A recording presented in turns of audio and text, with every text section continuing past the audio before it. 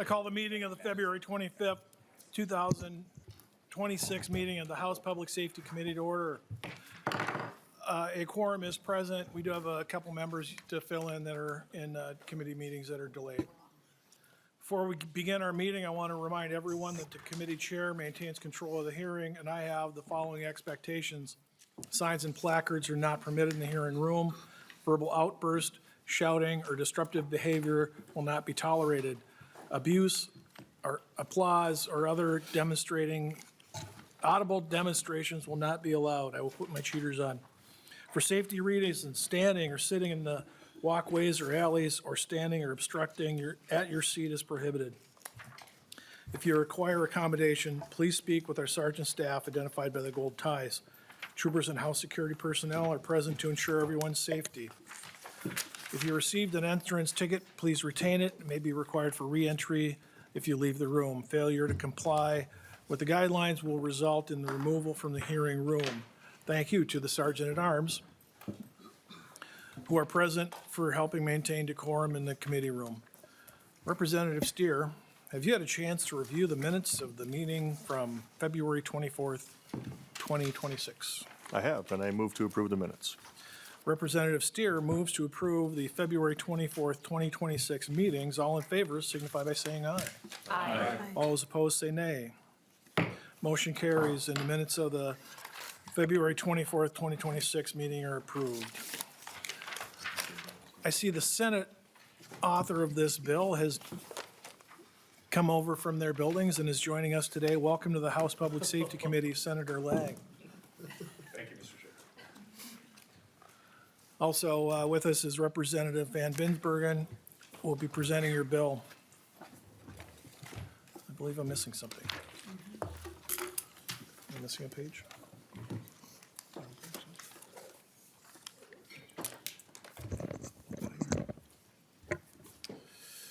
There we go.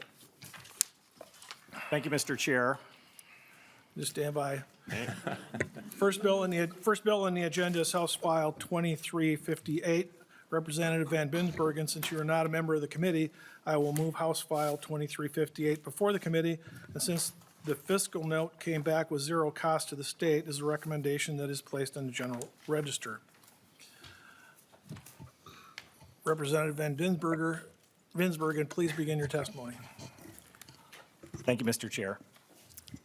Chair Novotny and members, the bill was brought to me by a constituent who suffered an unimaginable tragedy, personal tragedy in their home. Jamie Brenson's son, Carter, was 16 years old, and he died by suicide after he was sextorted online. As a parent, I can only imagine the pain and the suffering that Jamie has went through. And also as a parent, there's one thing we fight for, and one thing we rally around is our children. And what took place is just, it's just unimaginable.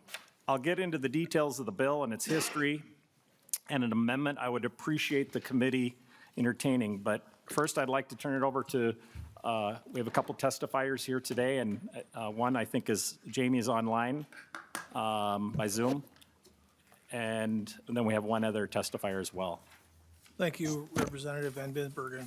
I will have the staff bring up Jamie Bremseth, who is testifying via Zoom. When you're ready, please go ahead. Cannot hear you. Stand by.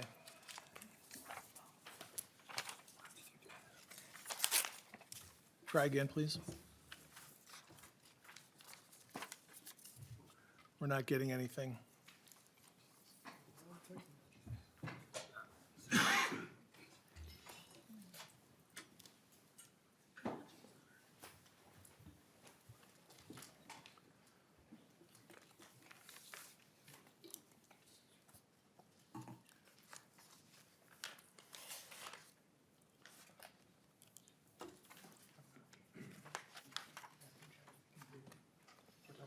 Still nothing.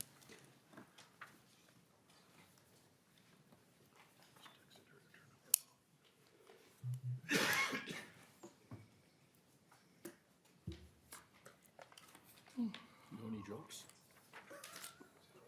None I'm gonna tell here.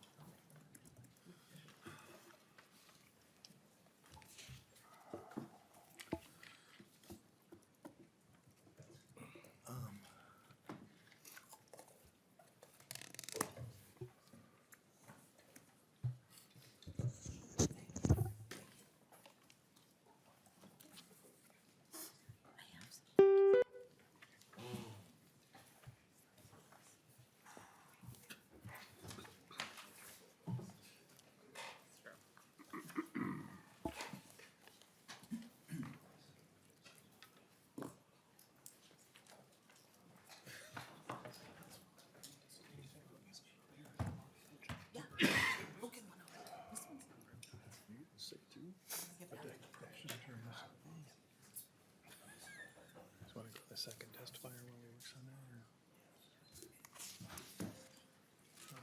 Staying on till tomorrow, you can be sick all weekend. This might have feedback. Is she the parent?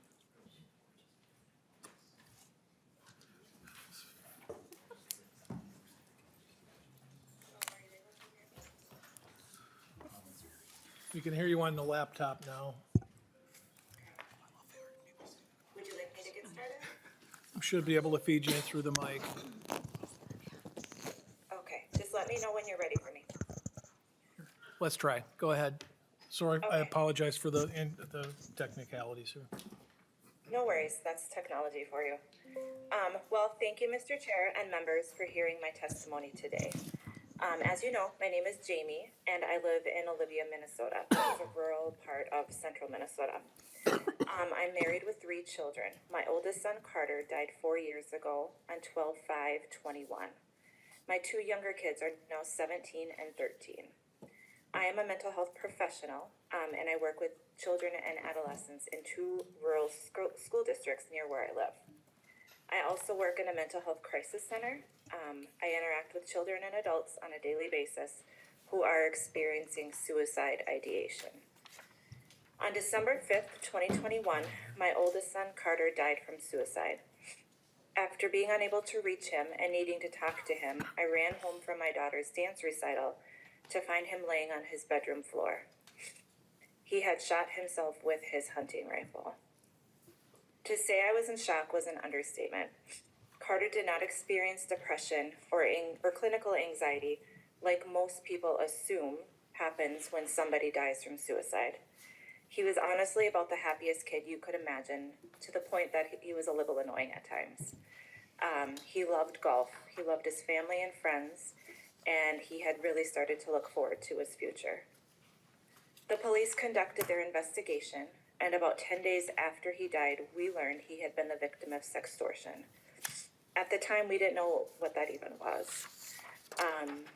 And what we found out was on 12/4, so Saturday, the day before he died, he was first contacted by somebody on Instagram claiming to be and posing to be a 16-year-old girl. He did not know this person. And they just, for that evening, they just kind of talked back and forth to each other about school, friends, typical like teenage stuff. Pretty innocent. At about 4 p.m. on Sunday, 12/5, was when the perpetrator first started asking for a nude picture. Carter originally told her no. He said he wasn't comfortable doing this. But this girl convinced him. She had been grooming him for this very moment the entire conversation. We learned through reading the conversation that it took less than 60 minutes from the time that he was first asked for the nude picture to when I found him at about 4:50 that afternoon. This person shamed him, telling him that she was going to send his picture to friends. He begged her not to and followed her demands to send money. He originally sent her $200. When she started asking for more money is when he also learned from her that she sent his picture out, is when he first started talking about killing himself. To her credit, she told him not to, but instead she told him, just send me $50 more and it'll be okay. I read the entire conversation between him and the perpetrator once I received his phone back from law enforcement. The conversation started on Instagram, but she quickly moved it to Snapchat. I saw his fear, panic, and shame. She absolutely tortured him. He begged her to stop more than once, but she didn't. In the last 4 years, I have learned more than I could have ever imagined about sextortion and the perpetrators and the organized methods of targeting and preying on kids. I have spent hours of my time preparing material to educate adolescents and parents because I don't want this to happen to somebody else. I have traveled to multiple schools and community events to speak about Carter's story and to present on what to do if you find yourself in a situation that Carter did. The last event was just a couple of weeks ago, and I was invited to Alabama. I've met multiple groups of parents who have lost their sons to suicide because of sextortion. I believe that we are close to 45 boys from across the country who have lost their lives, and these are the children who have actually reported the crimes as sextortion. I know of at least one parent from Minnesota who has not been open about her son's reason behind his death like I have. Brandon Guffey, a state representative from South Carolina, is actually included in this group of parents. His son Gavin died as well. Our children are being targeted, tortured, and shamed online. As a mental health professional, I hear often about kids getting bullied online, usually by their peers. And because of that, I had had multiple conversations with Carter a year before he died, a year before this even came up, about the danger of being used, the risks of bullying and coercion on social media, and kind of like what to do in those moments. And this still happened to him. Even though I had the wherewithal to try to educate him about it beforehand, my son still died. We live in a very greedy world, and technology has made situations so much more complicated and scary. When people don't seem real, it can feel much safer to interact and trust them, and I truly believe that is why Carter thought it was safe to interact with her, was because he didn't know her. We continue to work with the Minnesota BCA, who continues to investigate Carter's crime and case. His perpetrators are from Nigeria, but the same scenarios happen in our state every day. They do not all end in suicide, thank goodness, but kids especially do not deserve to be extorted, coerced, or otherwise tricked or blackmailed. People who knowingly target our most innocent and vulnerable populations need to face consequences that fit the devastating nature of their crimes. Carter is never coming back. I have had to accept this. I imagine that some of you are parents, and I challenge you to consider that reality that I have to face every single day. Somebody came into my home when I was home making dinner and targeted him, and he took his life. The heartache that he will never come back doesn't end for me. One of the ways we've chosen to move forward is to create a memorial foundation in his name to advocate for children and adolescents, which is why I'm kind of going around and speaking to people. I know that when we know better, we can do better. And we definitely our family wants to do our part in helping other people. Recently, we worked with the Star Tribune to share Carter's story in hopes to continue to spread awareness and education. The story was supposed to be published today, but they moved it to Sunday of this week. So it should be here within a few days. They're publishing a story and a video, and I encourage you guys, if you're interested, to read it. You'll learn a lot more about sextortion than what I'm describing today. As parents, it is always our job first to educate and protect our kids, whether it's in person or online. But I hope as legislators, you will also do your part in holding people accountable who commit these crimes. Thank you for your time and attention to this matter. Thank you for reaching out and being available and having to tell this obviously very painful story. Our next testifier will be Ashley Moore, Executive Director of Citizens Against Sex Trafficking. Ms. Moore, please take the testifier's table and state your full name for the record and begin your testimony. Hello. Thank you, Chairperson and members of the committee. My name is Ashley Moore, and I'm the Executive Director of CAST, which stands for Citizens Against Sex Trafficking. Our mission at CAST is to empower our community to end sexual exploitation. And we define sexual exploitation as causing harm sexually for gain. Causing harm sexually for gain. Gain could be something tangible, something you hold in your hand like money. It could also be something intangible, like power, control, popularity, and acceptance. And we are happy to be able to speak here today to talk about this legislation because we see some good pieces to it that we want to advocate for. One, it provides stronger accountability for people who cause harm, physical harm, and death in order to gain something from them.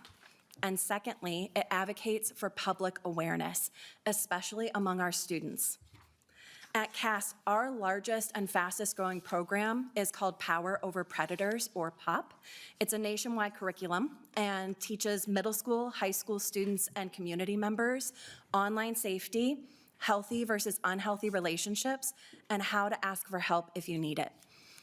For this program, one of the most clear pieces is that students do not understand the law. So we have a custom partnership with this nationwide curriculum so that we can add in Minnesota resources, statistics, and laws so that our students can understand how they're going to be impacted. Because we know that when we educate our students on these topics and when we walk them through what the law states, we're not just preventing future victims, we're also preventing future offenders. We are seeing cases of sextortion start as young as 3rd and 4th grade, and it's escalating by middle school, and it's becoming fairly common for high schoolers now to be facilitating this as well. We need them to understand, what does the law state when we live in a culture that normalizes technology, glamorizes the hustle, getting ahead by whatever method, and treating that sense of body empowerment, taking a healthy message and using it to cause harm for gain. So when we go in and educate students, it's an invitation to understand that there's not only human consequences, but also legal consequences as well. And so we're so excited about this policy, especially on the public awareness campaign that gives this information to the students who need it so that they know how to ask for help. They know what their options are. They know how to say no and feel comfortable and confident. And they know that exploitation thrives in silence. And how do we talk about this in a way that brings healthy healing and advocating for the world we want to live in? Because it's not just what are we citizens against, it's what are we citizens for. And we are citizens for every person to live life to the fullest, free from somebody else trying to cause them harm for their gain. So thank you for your time and consideration on this policy. Happy to answer any questions and defer to leadership. Are there any questions for the testifiers? Representative Pinto. Thank you, Mr. Chair. One question, and thank you so much, Representative Binsbergen, for bringing this forward. I hope that I said your name correctly this time. I did not the other day. Close. I'm so close. I'm so close, Representative. Can you just clarify the reason to limit the increased penalties to Clause 6 of Subdivision 1, which is just the non-consensual dissemination of private sexual images, as opposed to the rest of the coercion statute? I'm not sure if that made one of your testifiers or. Were you directing that question to Representative Pinto? Probably, well, if the bill author or a testifier, I'm not sure if House Research can help, however you want House to do it. research that could Yeah. help with that. Well, we've got an amendment to get to. Oh, I'm sorry. We've got the Okay. testifier that's I actually was, still holding on Zoom. If you've I got was reading it questions off, for her. trying to read it off the amendment. So, yeah, but either way, Mr. Chair. We could do it after the amendment if you want to, All right, Mr. Chair, thank either you. way. Okay. Representative Van Binsbergen, I see you have a delete all coded DE1. Can you explain your amendment? Sure. Well, first of all, this bill was, Senator Lang carried this bill in the Senate, obviously, and Jamie testified last year. And the bill was to be included in the Senate Public Safety and Judiciary Omnibus Bill. During the conference committee, the conferees had Jamie testify to the bill there as well, and it's my understanding is that although the conference committee was interested in considering this bill and the omnibus bill, there was, obviously some questions in regards to language and some concerns from the Sentencing Guideline Commissioner about the structure of the bill. So it's my belief it was worked on the interim, and during the interim, the language was restructured, verbiage was put in, and the result is a DE1 amendment that is before the committee today. So I'd appreciate if the chair could move that. Representative Van Binsbergen, I move your DE1 amendment. Are there any questions on the amendment? All in favor of adopting the DE1, say aye. Aye. All those opposed, say nay. Motion carries and amendment is adopted. Back to Representative Pinto. Thank you, Mr. Chair. Yeah, so just wondering about, I'm really just curious, I guess, about the reason to limit it to that clause 6. So basically, there's this underlying crime called coercion. You can violate it 6 different ways. What the bill does is increase the sentence if you violate it in the one way and results in great bodily harm or death. I assume maybe, I have a guess maybe is the reason, just you were very focused on the sextortion part of coercion, which is understandable, but just wondering if somebody were to do one of those other clauses. Just wondering about the thought behind that. It's my understanding there was, Representative Van Binsbergen. sorry, there was some real bipartisan work done on the interim because there was some confusion and some of the language about approximate cause, and it was replaced with substantial factor in sextortions resulting in great bodily harm or death of the victim. So and the amendment also separates great bodily harm and death into 2 separate clauses. So and it increases the penalty if the result of sextortion is death. Finally, also, there was an effort to fully eliminate the cost of the original, part of the original bill was through the Department's Public Safety was a public awareness campaign, and so that's been deleted as well. So, Representative Pinto. Thank you, Mr. Chair. Yeah, no, and the changes in the amendment make sense to me, and maybe, maybe something to consider in the future, no problem. I'll maybe just make the comment that, well, first, so grateful, especially to our testifier for sharing her story and her experience virtually, really powerful, and that's just such a hard thing to do, and so I'm so grateful for that. And I guess I just wanted to take this occasion as an opportunity to say, like, this makes a lot of sense to me, this bill does. It's filling in a gap in our statutes.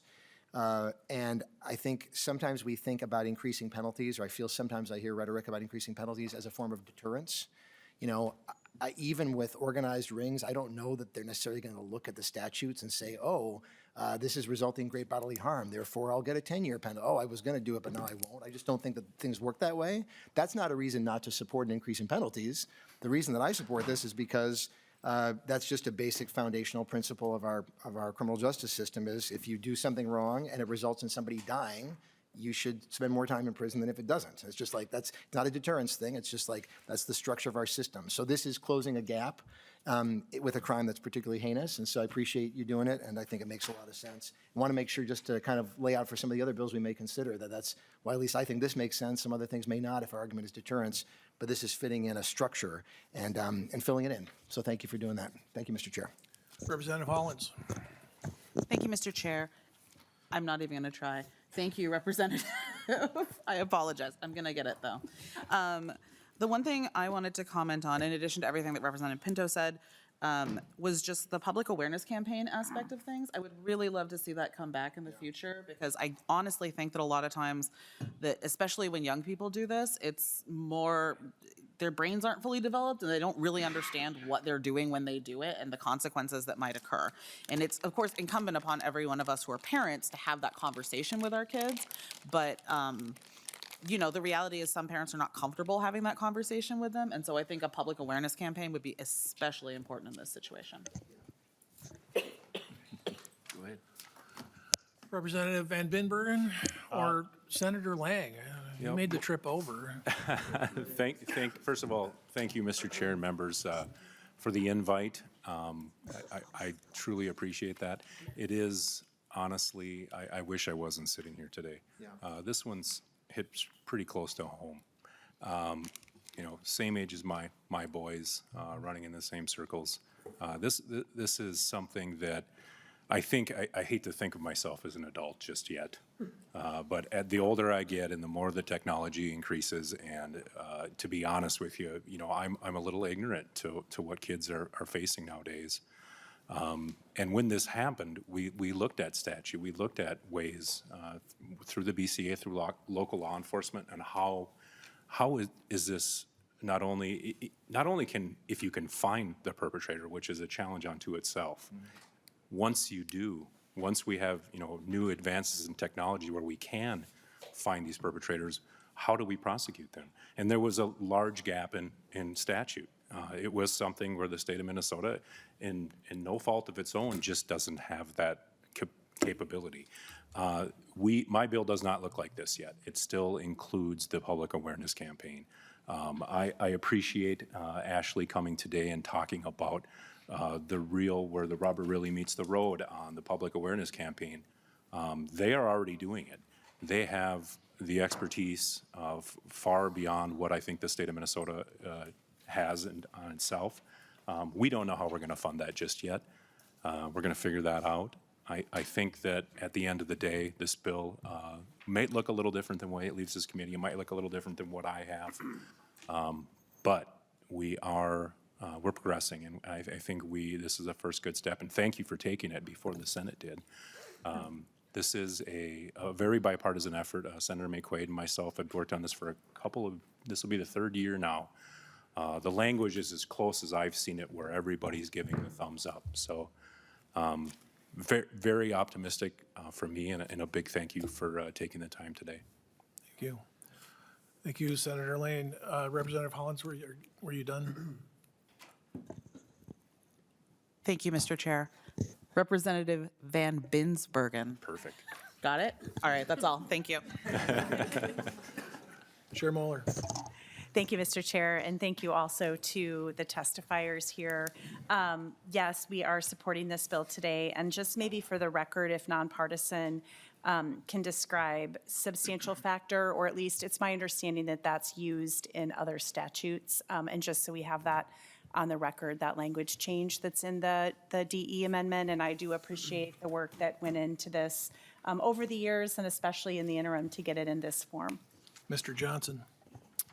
Mr. Chair, Representative Mueller, members, substantial factor is a term that's frequently used, particularly in the civil context, when talking about the relationship between a certain act and a certain harm that occurs. It means that it doesn't have to necessarily be the sole cause or the only cause to a form of harm, but it also can't be so remote that it's so attenuated that you wouldn't say that it actually caused the harm. It's not frequently used in criminal law, but it is frequently used in civil standards. Thank you, Mr. Johnson. That'll be all. I renew my motion that House File 2358 as amended is placed on the general register. All in favor say aye. Aye. All opposed say nay. Motion carries, and House File 2358 as amended is referred to the general register. Thank you, Representative Van Binsbergen and Senator Lang, and to the testifiers. Thank you, Mr. Chair and members. Thank you, Mr. Chair. Thank you. The next bill on the agenda is House File 3496. Representative Harder, please come to the testifiers' table with your testifiers. And I see that Deputy Commissioner Khan is also on with her. Representative Harder moves House File 3496 before the committee. Representative Harder, please explain your bill.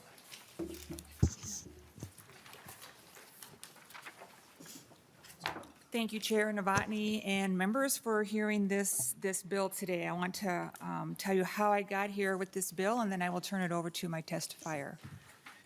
So as you're aware that we do a lot of reporting in the state, and there was a report that came out from the Department of Corrections. It's called the Minnesota Rehabilitation and Reinvestment Act, the 2026 Legislative Report.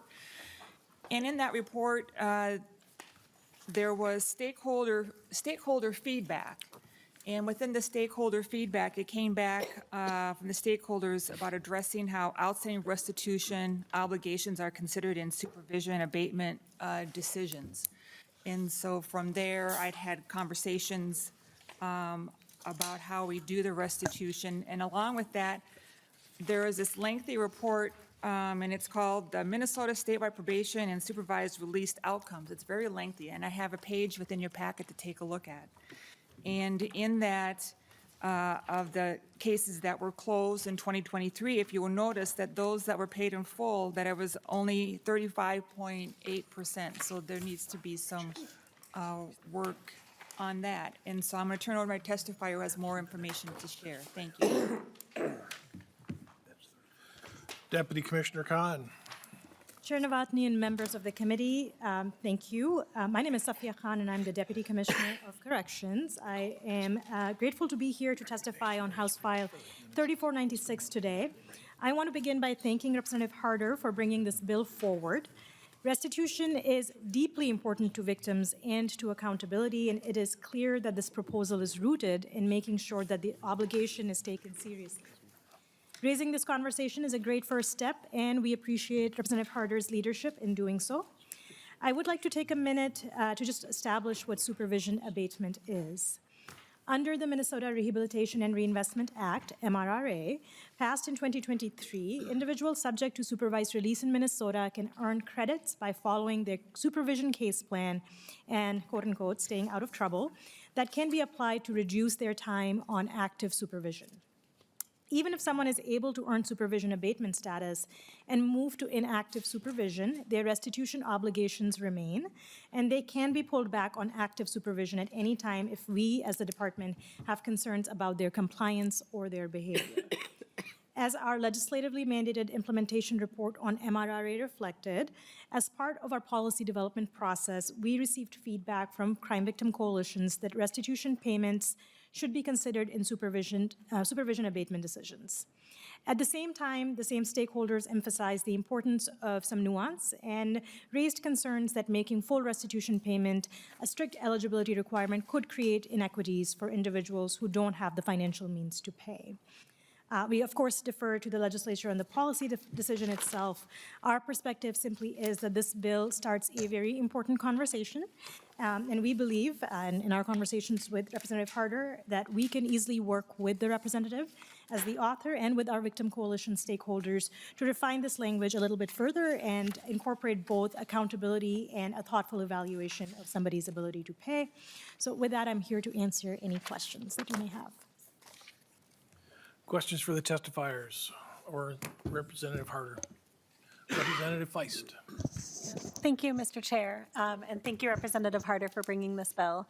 I've appreciated the opportunities to talk about it, and I would love to work with you on it. Like I had mentioned, I have some concerns just about the ability of people who are incarcerated to pay full restitution, and if we're making it harder for them to get out, like, are we inadvertently making it harder for them to pay restitution? But I believe that it is so important to center victims in the MRRA process, and I know that's the intent, and I feel like there are ways that we could talk, like we had discussed around restorative restitution, ways for people who have caused harm to address that harm in a meaningful, important way, and incorporating that into MRA. So I look forward to continuing our conversations and working with you and the DOC on this. Thank you. Representative Harder, response? Yes, thank you for that, Representative Feist. As we also discussed regarding this bill, is that the victims often are of lesser means, right? And because of whatever happened, they have things to pay for too, whether it's medical expenses, maybe they have property damage, or whatever the case might be.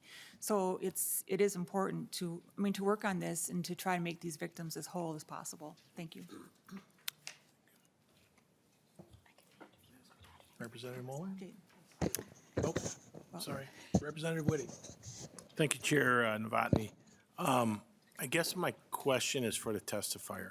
So part of the agreement, plea agreement, the served time, and their, part of it is agreeing to pay the restitution, correct? Representative, or Deputy Commissioner Khan? You know, Chair and Representative, that's a great question, and it might be one that some of the prosecutors in the room could answer better than I could. Just because we don't have as much input in the plea process, we take them after they have been sentenced. Can you re-ask it, please? Re-ask the question? Yeah. Representative Whitty? Thank you, Chair Novotny. Chair Moeller, I'm asking a friend, isn't it part of the plea agreement as they go? I've also been told it's part of court order, but don't they sign off on it that they're going to pay the restitution? So actually, it's not being completed. Representative Moeller, Chair Moeller?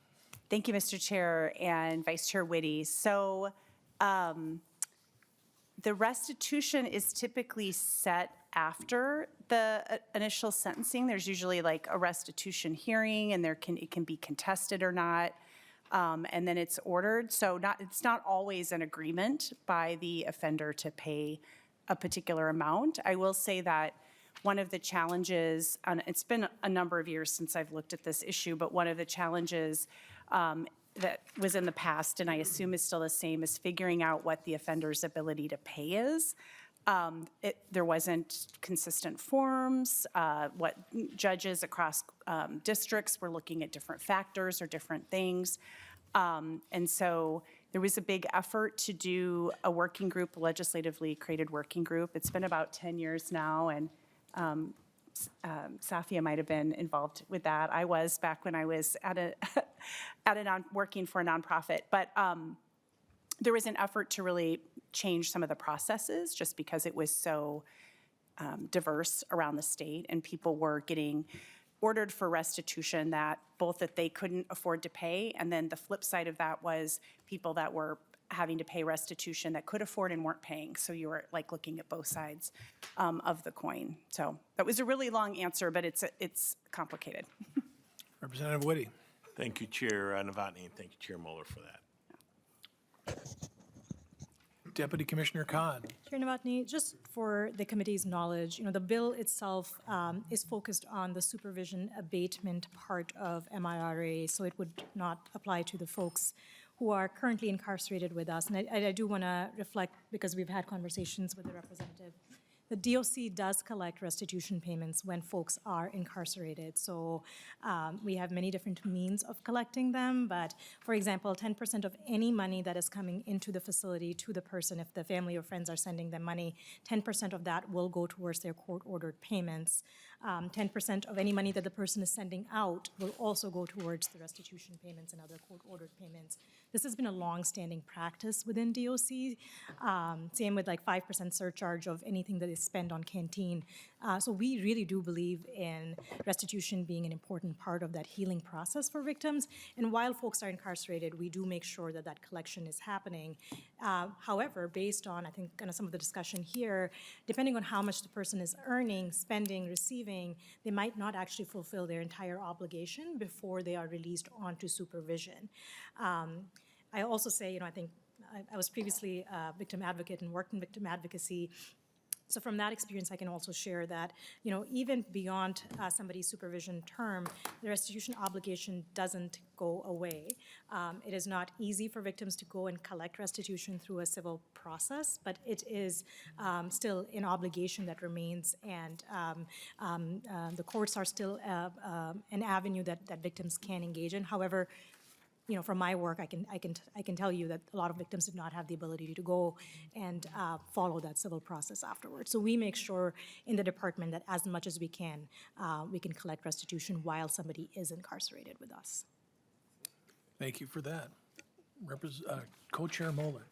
Thank you, Mr. Chair. And Deputy Commissioner Khan, I did have a question.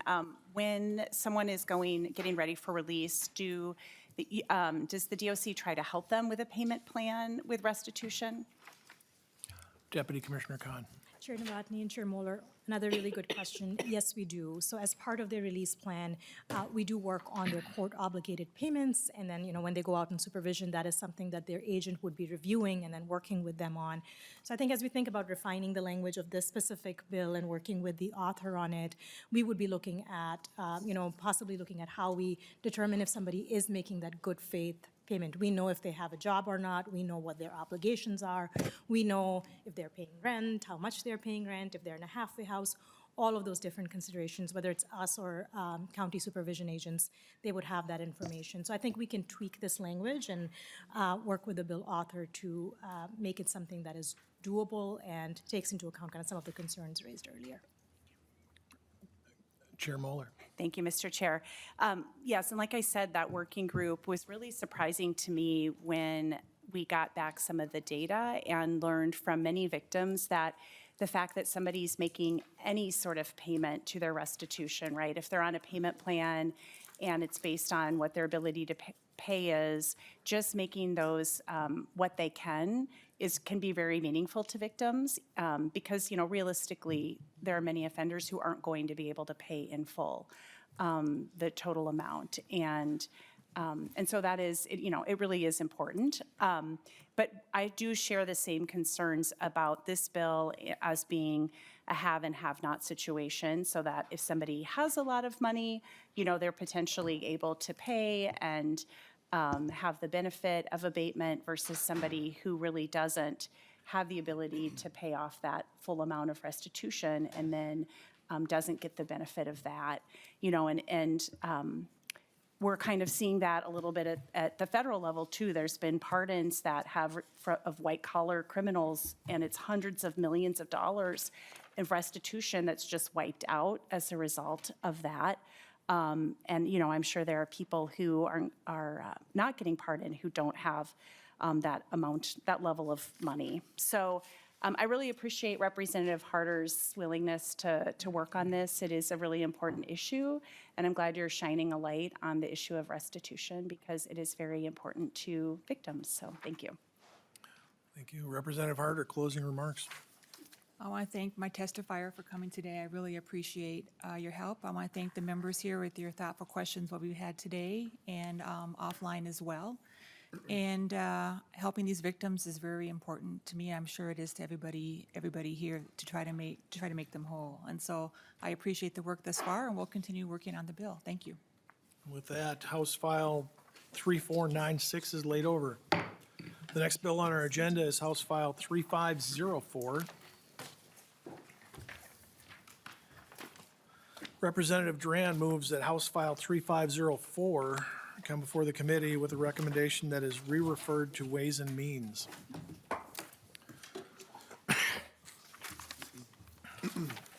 Since the fiscal note came back with a small cost, we will be laying this over. Representative Duran, begin your testimony. Okay, Mr. Chair. Just gonna make sure the chair is okay. Run over there and save you real quick. You all right? Mr. Chair and committee, thank you very much for allowing me to speak on House File 3504 today.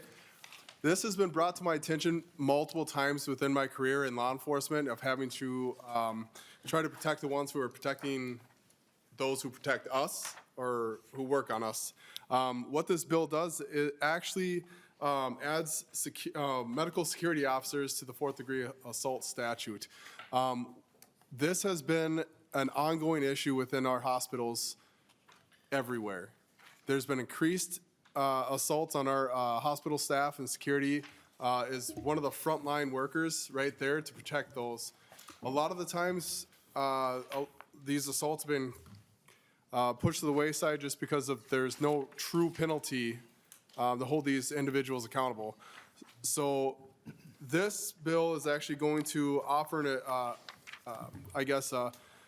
more stricter penalty on assaulting a security officer in a hospital. But not only that, in your guys' packet, we're well aware of what happened not too long ago with an individual who got assaulted and died, a hospital security staff. So young person, who got brutally assaulted and died just for doing her job. So this is bringing awareness to an issue we have in there because we don't want our medical staff to have to go to work and worry about their safety. We want our medical staff to go into work and care for the people who need care. So an issue that we're coming about is hopefully we can come together and help protect those who protect us. I do have a testifier, there you go. And thank you, Representative Duran. And it appears that we have Zoom set up and sounds like our IT believe it'll work this time. The next testifier will be Donovan Michael Comer Hudkins, security guard. Mr. Hudkins, do you hear us? Yes, I do. Can you hear me? Yes. Thank you. State your name and Perfect. begin your testimony. My name's Donovan Michael Comer Hudkins. I live in northern Minnesota and I work in a hospital in security. I'd like to start out by saying thank you to everyone for allowing me to be here and speak for a little while. I'm here to respectfully urge stronger statutory safeguards for hospital security who experience assaults while carrying out their responsibilities. Workplace violence has become more common in healthcare settings, especially in the emergency departments and behavioral health units. Hospital security officers play a vital role by addressing aggressive behavior, stepping in during assaults, calming individuals in crisis, and ensuring the safety of patients, visitors, and staff. Often we serve as initial responders before law enforcement get involved. This issue is neither isolated or limited in scope. The Occupational Safety and Health Administration reports that healthcare professionals encounter workplace violence at rates much higher than those observed in other fields. Data from the Bureau of Labor Statistics indicate that employees within healthcare and social assistance sectors represent nearly 75% of all national workplace violence injuries. And individuals are approximately 4 times more likely to sustain such injuries compared to the overall workforce. Hospital security personnel function within complex care environments, intervening with patients, visitors, and individuals in crisis, displaying violent behaviors. They protect nursing staff, delivering patient care, and safeguard physicians during medical procedures, maintaining order in emotional charge and potentially volatile circumstances. Increasing penalties for assaulting hospital security staff would strongly demonstrate that violence in healthcare environments is unacceptable, and those who ensure safety deserve effective legal protection. This would aid both recruitment and retention, and personnel feel supported when the risk is acknowledged by the law, leading to higher morale and workforce stabilities. Such measures promote fairness, deterrence, and consistency by providing appropriate protections to individuals who stand between violent incidences and vulnerable patients. I ask that you carefully consider the available data and real challenges within healthcare facilities and the critical need for safeguarding those who protect others. Thank you for your attention and your consideration. Thank you, Mr. Comer Hudkins. Questions for Representative Duran or his testifier? Representative Engen. Thank you, Mr. Chair, and thank you for bringing this bill forward. It's crucial. Our family got to know the security officers at Children's Hospital when we were there for a 75-day NICU stay, and hearing some of the stories of what they have to endure and what they have to go through, whether it's potential fentanyl exposure, assaults constantly, tracking down people who are trying to steal stuff out of our cars in the parking lot. That's what they go through on a day-to-day basis, and extending those same protections as we do others in similar fields, I think that's a no-brainer, so thank you. Representative Duran. Representative Greenman. Thank you, Mr. Chair. And this may actually just be a technical definitions question, and I support the bill and adding this. My question is, and it's maybe for you, maybe for nonpartisan staff, but I know that security guard is defined in statute, but I don't know if security officer is, and if you intend if you intend it to be security officer, or if it may be useful to just use the definition already in statute. Go to nonpartisan. Okay. Clarify that. Representative Pinto with phone a friend. No, I was just trying to get on the list. I'll gladly hand it to our experts, Mr. On Chair. the list, all right. Mr. Johnson. Mr. Chair, Representative Greenman, there is no definition of security officer that applies to this particular section. When a term's not defined, it would be given its common and understood meaning if it was challenged in a court. So it would have to be interpreted as whatever a commonly understood security officer would be. It would certainly be possible to change it to security guard and refer to a definition if that was the preference. Representative Greenman. Thank you, Mr. Chair. And I'm not sure where this bill is going. My good colleague, Representative Johnson, found the definition under 326.32 subdivision 13. If you are interested, I mean, it may just be helpful to put, for clarity, the term, just reading it, security guard is pretty broad. So I think it would cover definitely all of the things we're talking about, but just a suggestion, it may be worth it to add that definition in. Thank you, Mr. Chair. Representative Pinto. Thank you, Mr. Chair. I think under current law, I think I've even charged cases like this, a security officer who's working in an emergency medical services unit would be covered under current law. Maybe I'll see if Mr. Johnson would agree with that, or if, yeah. Mr. Johnson. Mr. Chair, members, so for the emergency personnel provision, it does not include a security officer. I'm looking at the rest of the fourth degree assaults, and I don't believe there's a separate one that would apply. No. Mr. Chair, Representative Pinto, I don't believe that this would specifically apply to a security officer. It would have to be under this particular provision. It's the fire department, the emergency medical services personnel unit, or a physician, nurse, or other person providing healthcare services. Obviously, if the security person qualified as providing healthcare services in some way, it would apply, but I don't believe there's something specifically calling out a guard or a security officer. Okay. Representative Pinto. Thank you, Mr. Chair. Yeah, and I'm now realizing I think I'm misreading that. So it makes sense to me. Well, of course, we want to do all we can to protect medical settings in general, and then protecting the people who are themselves protecting medical settings. They absolutely deserve protection. I guess what troubles me a little bit here, Representative Duran, is this would be extending not just to security officers in hospital emergency departments, but to security officers providing protection to any medical setting. And I guess that then makes me wonder, would you then want to extend to anybody working in one of those medical settings? I mean, if it's a higher penalty to assault a security officer at a medical clinic, I don't know why it wouldn't be a higher penalty to assault a physician or nurse working in a medical clinic, medical setting, which your bill doesn't cover. And I think what just sort of concerns me about these kinds of bills is figuring out where we draw the line, because once we start adding groups, you just can start adding almost everybody until there's hardly anybody left who gets the lower protection. Now suddenly we're sort of increasing penalties everywhere as opposed to making distinctions. I hope what I'm saying is making sense, but I'm just curious to you, like, would you support then extending to other people working in medical settings, and how far does this go? While obviously want to do as much protection as we can. Representative Duran. The purpose for this bill is because these guys are actually put in situations where not all, I guess, medical personnel are actually put in. So if you're sitting behind a desk, you're not necessarily going to be dealing with the same people that the security guards are going to be dealing with, right? So, and then a lot of the times, obviously nursing staff and hospital staffs are obviously, are nursing and doctors and everybody are also included in this, right?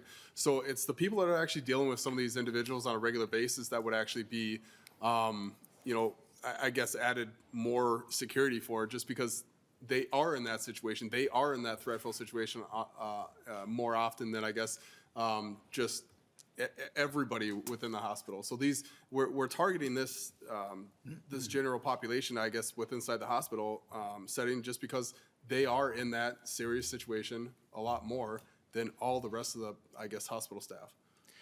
And maybe just one final thing, Mr. Chair. Pinto. Thank you. I will note the way it's written is it wouldn't just be a hospital, it'd be it says hospital or clinic, which I guess I would interpret to be sort of any medical setting. Again, it may be that we say, if you assault just a random person, that should be a lesser penalty than if you assault somebody providing security in a medical clinic. I could imagine that. But just thinking about where we draw the line, I guess that's the thing. My understanding is this is, I believe it's going to be laid over, but it may be worthy of continued conversation about exactly where we want to draw the line. Because it's, I just find with these assault in the fourth degree, increasing penalties, you suddenly start pulling more and more and more people in, and then suddenly just the penalties have gone up without actually having that distinguishing that we probably wanted in the first place. So anyway, but thank you for the conversation. Thank you, Mr. Chair. Representative Duran.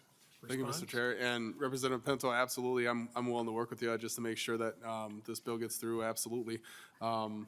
Any advice, we can, or narrow this down or expand it to what makes people comfortable, but as long as we take care of the people who are taking care of those who take care of us, if that makes sense. Thank you. You good?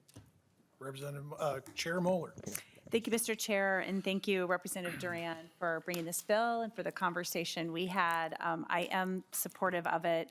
And similar to what Representative Pinto said with these assault statutes, it feels like every year we've been in the legislature, there's another bill to add another person or another category of people. And I am making this plea to my colleagues because this is my last year here. Somebody over the interim, please work on revising the assault statute in a way that we don't have to keep coming back and adding in more professions. Maybe it's an enhancement if you're in a position that makes you vulnerable because of your job or something like that. But until that happens, I think this makes a lot of sense. So just wanted to say thanks. Thank you, Chair Moeller. Representative Pinto, I would just like to, point out, and we've got the article about the young lady that was killed recently in Wyoming, and then I think about the times I've been in the hospital with a person that was in custody or in crisis, and not once did I call the HVAC guy to help me. And when, this assault, from what I understood, took place out in the parking lot. I'll say her name, Andrea Merrill. She went out to do the best to protect this person that was in crisis, and she died because of that. And like I said, the maintenance guy wasn't out there. Representative Duran, closing comments? Thanks for the conversations, and we want to work with anybody to make it better. So thank you. Thank you. With that, House File 3504 is laid over. Thank you, Representative Duran, and your testifier. Next bill on the agenda is House File 2169. Representative Schwartz, please come to the table with your testifier. Representative Schwartz moves House File 2169 before the committee with a recommendation the bill is placed on the general register. Representative Schwartz, I believe you have an author's amendment coded A1 that updates the effective dates of your bill. Is that correct?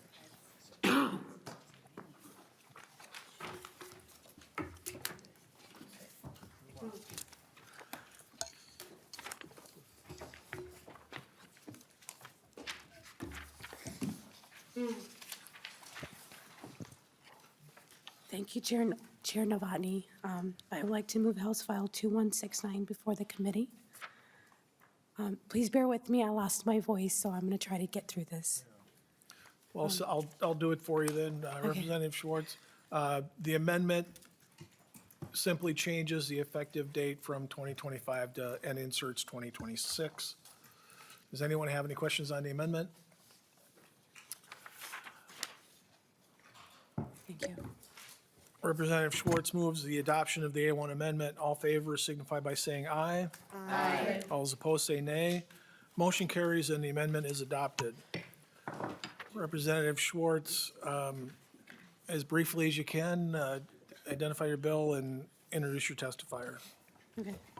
So in 2021, the legislature passed a law recognizing orders of protection and similar orders issued by the court in Canada. The law, authored in-house by Public Safety Co-Chair Rep. Kelly Miller, was titled Uniform Recognition and Enforcement of Canada Orders for Protection Act. Senator Minority Leader Mark Johnson carried the bill in the Senate. He described the law as a protective shield for victims of domestic violence, which does not stop at international borders. Canada orders for protections now have the same effect as an order issued in Minnesota and any other state. However, there is a gap in Minnesota homicide statutes. Under the current law, it is a second degree in unintentional murders to cause the death of a person when an order of protection is in effect. The clause specifically mentions orders from Minnesota and other states, but does not include Canada. House File 2169 adds that recognition of order protection from Canada, tribal lands, the District of Columbia, and other U.S. territories to the second degree of unintentional murder statute. Violence Free Minnesota has indicated they supported this bill because it fits their goal in standardizing orders of protection language throughout the statutes. With me today to talk further about this bill is Liz Richards, Victim Services Director of Department of Corrections, the former Executive Director of Violence Free Minnesota, and a longtime domestic violence advocate. Thank you, and I see your testifier is Liz Richard of the Department of Corrections Victims Services Director. Can you state your name and begin your testimony? Thank you, Mr. Chair. My name is Liz Richards. I'm the Director of Victim Services and Restorative Justice for the Minnesota Department of Corrections. And actually, I'm not necessarily here to testify, but I am here to answer any questions that might arise. One of my areas that I've worked on for most of my career is protective orders. So if there's some questions specific to the bill, I'm here to answer questions. Thank you. Questions for the testifiers, and hopefully not a lot for Representative Schwartz. What's that? Representative Hollins. Thank you, Mr. Chair. Sorry, maybe I'm too timid in my finger waving. My question is, because I went to law school in the United States, so I don't know what protective orders look like in Canada, and I'm wondering, are they directly comparable, or are they worded differently? Is there a way, like, do we have an apples to apples comparison that we can make when looking at that, or is it more complicated? Victim Services Director Richards. Thank you, Chair. Representative. While I can't speak directly to Canadian orders, what I can speak to is under the Violence Against Women Act, which has been in place for many years, they have full faith and credit language that applies to protective orders. And that covers orders issued by any state or any tribal jurisdiction or any U.S. territory. And we already know that those orders are not necessarily exactly the same in those jurisdictions, but they're still afforded full faith and credit as long as they were validly issued. And there are various provisions about what makes it a valid order. And the same is true for Canadian orders that come out of, there's a similarity between these various protective orders. I wouldn't say that it's the exact, it does not look exactly the same as necessarily a Minnesota State Court order. Representative Hollins. No, that's really helpful. Thank you. I am just, so I'm thinking about, you know, the different orders that you might get here, and I just want to make sure that we're using the correct ones, but it sounds like there's precedent for this, so I'm going to say great.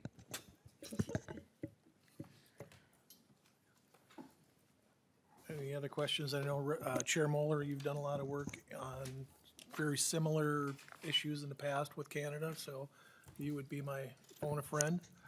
Yeah, thank you, Mr. Chair. And it's funny answering these questions today, but I was, and I think Representative Schwartz was referencing the bill that Senator Johnson and I worked on, and that was a Uniform Law Commission proposal to make sure that that we are recognizing Canadian orders for protections. And I don't know how we must have just missed this particular statute that it was in, or maybe, you know, I don't know if an offense happened and somebody realized it wasn't covered, but it was a Uniform Law Commission proposal. So hopefully, Representative Hollins, that gives you some comfort as well. Representative Schwartz, closing remarks. Thank you, members. House File 216 is a simple but necessary fix to Minnesota law. This legislation already has passed and recognized orders of protection issued in Canada, tribal courts, and District of Columbia, and U.S. territories. These orders are enforceable in Minnesota and intended to protect victims no matter where they cross the border. This bill does not create new penalties. It does not expand criminal law beyond extended intent. It simply ensures that all recognized orders of protections are treated the same under Minnesota statutes. Victims who come to Minnesota with valid protection orders deserve the same protection under our law. A protective order should not lose its full legal meaning simply because it's issued across the border. This bill is a technical correction that strengthens the existing law and closes a loophole. For those reasons, I ask you guys to support House File 2169. Thank you. With that, I renew Representative Schwartz's motion that House File 2169 as amended is placed on the general register. All in favor signify by saying aye. Aye. All opposed say nay. Motion carries and House File 2169 as amended is re-referred to the general registry. Last bill on the agenda today is House File 3440. Representative Stier, please come to the testifier table. Since your bill simply clarifies the availability of an appropriation that was included in this committee's omnibus last year and doesn't spend any new money, you can move your bill to the general register. Representative Stier, is that your motion? That is my motion. Could you explain your bill, please? Sure. Thank you, Mr. Chair. Members, House File 3440 was approved last session. Use of force training money was established for those funds, and they were only available until 2026 per the bill language. The Office of Higher Education and Colleges are reporting that the rollout of applications may take longer than anticipated. I'm asking that this committee extend the time period for these funds until June 30th of 2027. Pretty straightforward. I can take any questions that you have. I will start out by saying, Representative Stier, that we have been in several phone calls with higher ed and the post board working together to try to get an appropriate and approved plan, and there has been some delays in getting the language back and forth worked out. Are there any questions for the testifiers? Representative Moeller, Chair Moeller. Thank you, Mr. Chair. Prepared to support the bill. Thank you. With that, Representative Stier renews his motion that House File 3440 is re-referred to the general register. All in favor signify by saying aye. Aye. All those opposed signify by saying nay. Motion carries and House File 3440 is re-referred to the general register. The next meeting of the House Public Safety Committee is Tuesday, March 3rd, 2026. Chair Moeller will have the gavel. There is no further business before the committee today. This meeting is adjourned.